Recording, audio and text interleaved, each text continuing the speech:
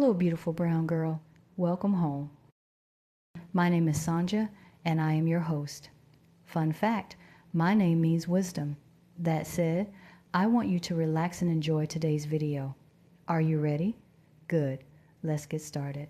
Hey, y'all. I think one of the hardest things to admit is that some relationships don't actually ask for love. They quietly ask for self-abandonment.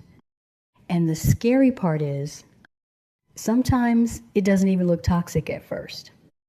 Sometimes it looks like compromise, patience, understanding, even being a good woman.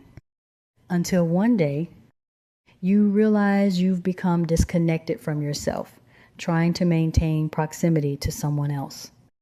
One of the first signs is that you start editing yourself constantly. You rehearse texts before sending them. You calculate your tone.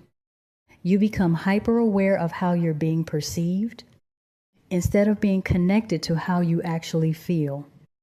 You stop speaking naturally. You start managing reactions. And eventually, the relationship becomes less about connection and more about emotional management. Then there's emotional over-responsibility. I think a lot of women were conditioned to believe emotional intelligence means carrying the emotional weight of everybody around us. So we become the translator, the fixer, the empath, the de-escalator. We become so focused on keeping the relationship emotionally stable that we never stop to ask whether we feel emotionally safe inside of it. And that's a huge difference. Another sign is when honesty no longer feels emotionally safe. Not physically unsafe necessarily, but emotionally unsafe. You already know vulnerability is going to be met with defensiveness, withdrawal, guilt, silence, misunderstanding, or indifference. So eventually, you stop bringing your full self into the room at all. You become quieter, smaller, less expressive, less honest, and then one day, you wake up feeling emotionally lonely inside a relationship that technically still exists. There's a moment in my Black romance ebook, The Interview, where Sydney can no longer deny the true state of her marriage. She's in a relationship where she keeps translating herself, explaining herself, softening herself, reducing herself, not because she's difficult, but because the relationship quietly rewards her disappearance. And I think a lot of women have experienced that without even realizing it. You start thinking love means being endlessly understanding, endlessly accommodating, endlessly patient. But at some point, you have to ask yourself, why am I the only one stretching? Or am I the only one that wants the best for us? I also think a lot of women confuse endurance with depth.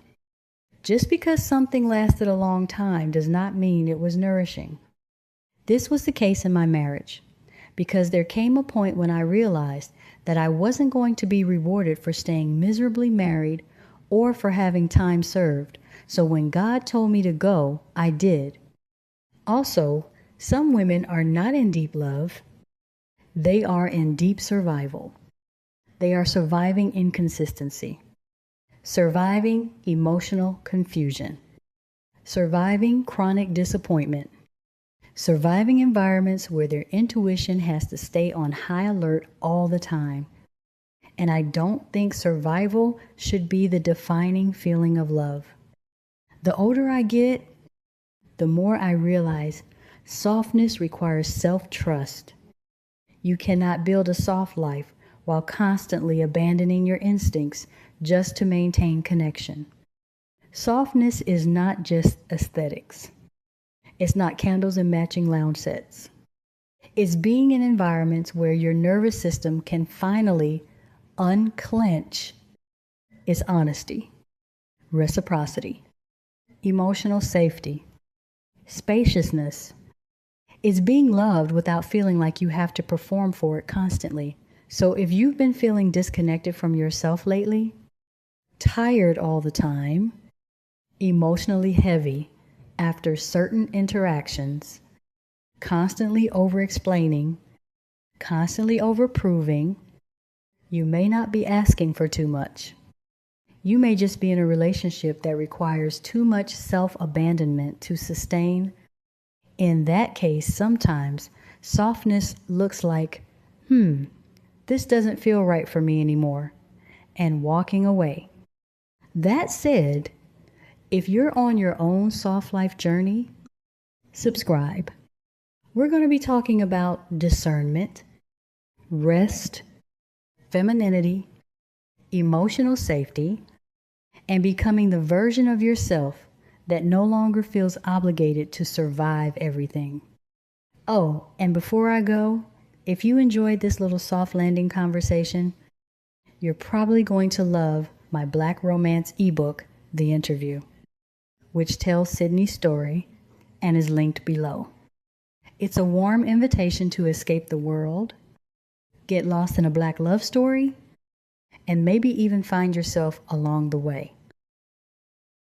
I love y'all, and until next time, bye.